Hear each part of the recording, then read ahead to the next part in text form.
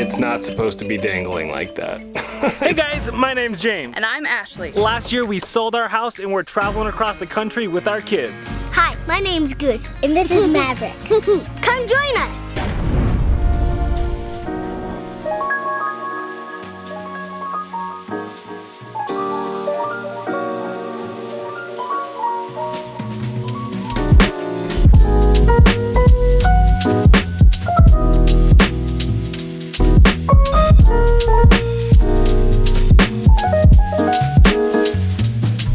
What's up guys, welcome to El Paso, Texas, and I apologize for the dog barking in the background. For those of you that have been watching us for a while, you know that this right there is my mom's house, and she lets us park our trailer here when we are in El Paso. We parked it here when we flew home for Christmas, so this is kind of like our Texas home base. And while we are here, we have quite a few errands that we need to get done. First off, we have some decorations that we got inside. I am super excited to show you those and get those put up because it's gonna feel so much more homey. And second, I am really excited about this one. We are getting two more Battleborn batteries hooked up into our system. So we're gonna go from 300 amp hours up to 500 amp hours of lithium battery power.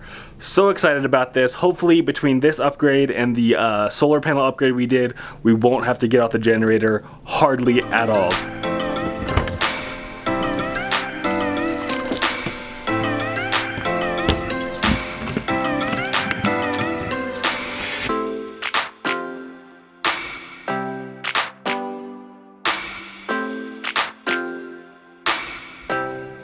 So for those of you that saw our previous install video, this should look pretty familiar to you. We got 3 of the 100 amp hour batteries from Battleborn, which are the lithium batteries. Cannot praise them enough. They have been epic over the past few months. We have our Victron 3000 watt multi-plus inverter, which is like everything in one. It's our transfer switch, it's our charger, it's our inverter. It is quite convenient that this is all in one little box. Well, one big box. Up here, actually, you guys can't quite see that, but up here we have our 60 amp charge controller for our solar up on the roof, and then all of our different switches and whatnot over there. So this is our current setup. Today's install should be quite easy comparatively. All we're gonna do is be adding 2 more of the lithium batteries right on the end of it. So we don't have to change any charge controllers or anything like that. All we're doing is adding 2 more batteries right there. So let's get to it. All right, so here's everything we have for the install of this video. We have 2 100 amp hour Battleborn batteries, and then 2 feet of black 4/0 cable and 2 feet of 4/0 red cable, and 1, 2, 3, 4, 5, 6, 7, 8 4/0 cable lugs, and about 8 inches of heat shrink. So first thing I want to do is take off the brackets that are holding down the current batteries and place our 2 new batteries where they're gonna stay. That way I can measure out our cable length, attach the lugs, heat shrink them, and we should be good to go. Hopefully it should be pretty easy. All I gotta do is unscrew a couple screws from these little 1x2s and then place the batteries down there on the end. Even though I am really excited about getting 2 more batteries in here, the bummer is it's gonna take some of our cargo space away. So I'm gonna have to find a new place for some of our chairs. As you can see, I've taken out all of our stuff from the underpass. I'm gonna have to reorganize it and figure out how to make it work. But that is a tiny price to pay for getting some more power. It's a tight fit. What I wouldn't give for one of those Grand Design underbellies right now.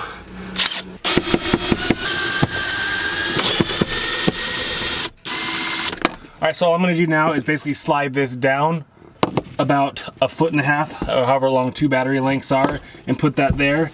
And then I'm hoping I can slide this bar down so it just barely covers this first battery and will reach all the way down to the last new battery. Does that make sense? That way I don't have to buy any new wood. That's the goal. We'll see how it goes. All right, got the other 2 batteries set in place. And like I said earlier, I'm just gonna take this, slide it over, and it should just barely cover this and this battery and hold it in place. I love it when a plan comes together. Didn't have to buy any more wood, not even any more screws.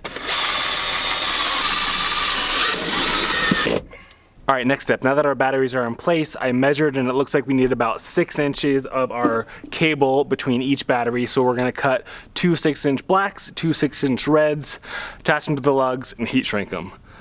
Now I just gotta figure out how to cut a cable this thick. That is ridiculous. Because my wire cutters, I don't think they'll even reach around it. There's my wire cutters.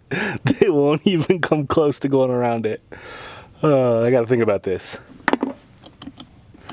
So my wire cutters didn't work. My razor blade doesn't work. So now we're gonna try those.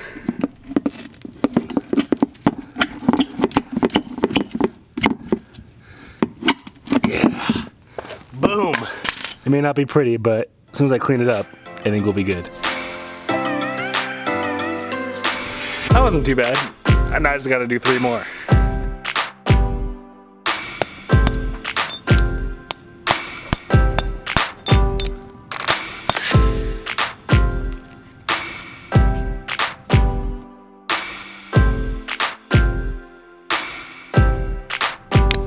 Alright, there we go.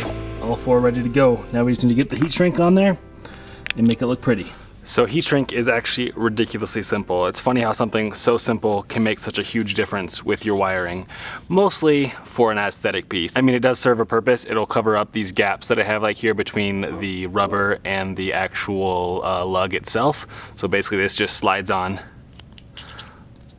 like that, and then you heat shrink it on, which seems like a really technical process, but it basically just means put heat to it. So get a lighter and then watch it shrink. Just slowly get all the sides heated up. If you have a butane lighter, it works far better. I don't have a butane lighter, so we're using our stove igniter. But once this is done, it makes all the difference in the world. And there you go. Turn it from a pretty ghetto looking job to somewhat professional. And obviously, like I said earlier, it works way better with a butane lighter, but I'm all about using the tools that you have. Hence why I cut the cables with a garden shear. All right, now I just gotta do 7 more. All right, wires have been cut, lugged, and heat shrinked. And they don't look half bad if I do say so myself. That looks pretty good, right? I have disconnected the power from shore power, flipped off the breakers and all that. That way I do not electrocute myself. What I need to do first is I need to take this, which is the positive coming from the inverter, and bring it all the way down to the far end here, because you want it to be on the far end connection. And then I also need to move the little breaker from my solar, this is my solar input, and move that down here, and then I should be good to go.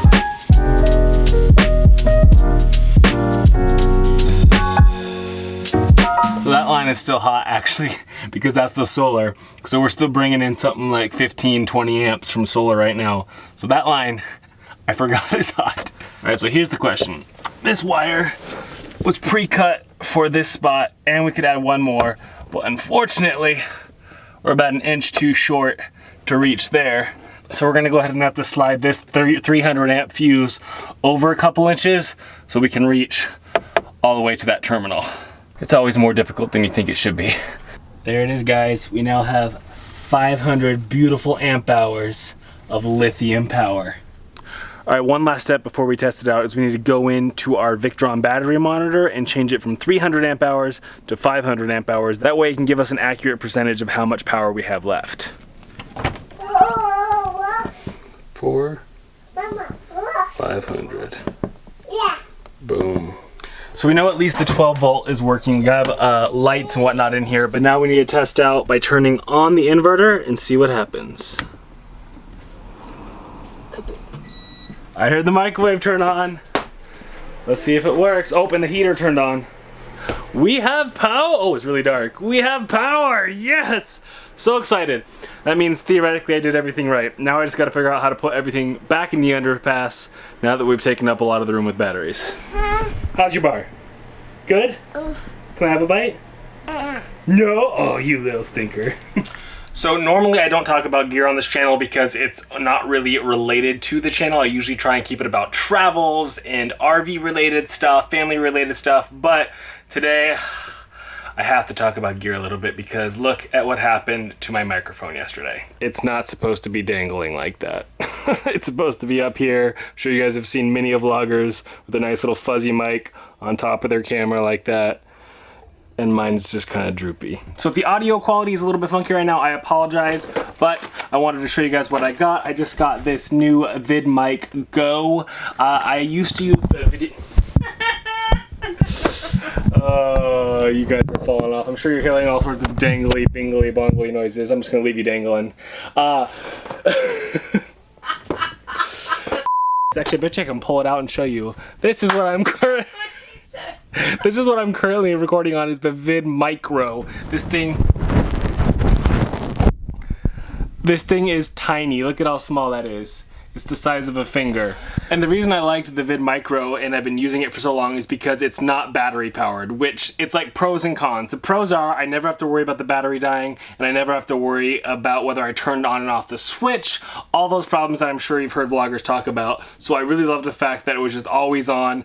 The downside is it's not quite as high a quality as like the Video Mic Pro, which is the really high quality one. And this is the in-between one. This is the Video Mic Go instead of the Micro. So it's a little bit longer, but it's supposed to be a little bit better, but it's still not battery powered. So I'm hoping that the audio quality on this will be a little bit better. You guys probably won't notice it, but at least I will feel better about the quality myself. So I know a lot of you guys could care less about this info, but if some of you do want me to go into more detail on the video gear I use, whether it be drones, cameras, GoPros, editing software, whatever, I'd love to see you guys comment down below and let me know if that's something you'd be interested in, because if enough of you are interested in it, maybe I will record a whole video just going over the gear I use, the setup I use to edit, and that kind of stuff. But I know a lot of you probably don't care about it, so that's why I'm doing this little segment to see how many of you guys would be interested in me going into detail. Okay, enough about that. Let's put on this new mic. Yes, good. I think so.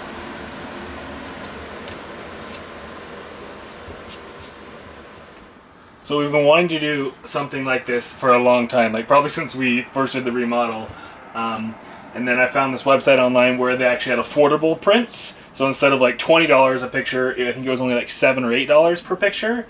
Super cool. They're pulled from Instagram, so they're low res photos, but they actually turned out pretty well in my opinion. They're just this little 1/4 inch or a 3/4 inch styrofoam, so it's super light, and it just sticks on with the 3M stickies. And then we're gonna put some more up in here.